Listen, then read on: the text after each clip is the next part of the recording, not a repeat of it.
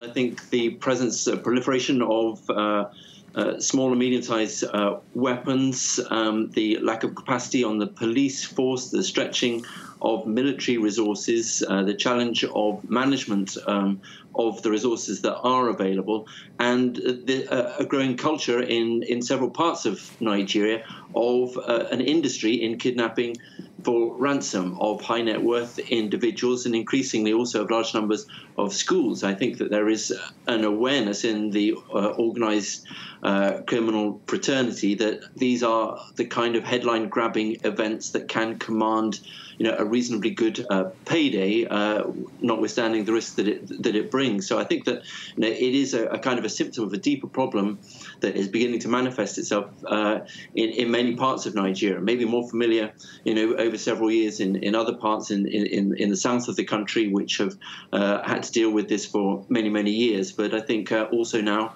in the north, the northwest in particular, and coming into the centre of the country, as we've seen with this latest event. You just mentioned this problem of law and order across the country, and of course many questions have been popping up concerning the massive failure in the security system. How is the Nigerian government responding to all of this?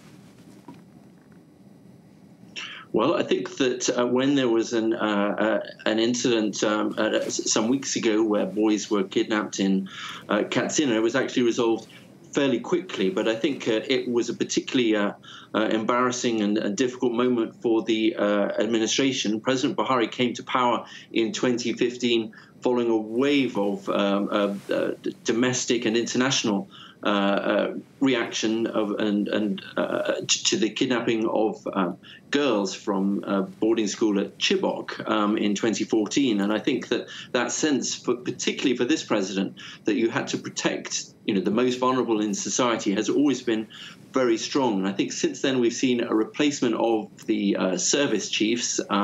That's the kind of thing that perhaps takes a little while to work its way through the system. But the idea that actually there needs to be something of a shake-up in the security forces about how they operate, how they cooperate with one another. There has been inter-service rivalry, what can be done to strengthen intelligence and the operations on the ground, I think, is also another area where work is being done at the moment. But I think the challenge really is the problem of lawlessness in many parts of the country. The benefits from organized crime, I think, are felt in many areas, and it's going to take quite a challenge, I think, for the government to recover that sense of community and law and order.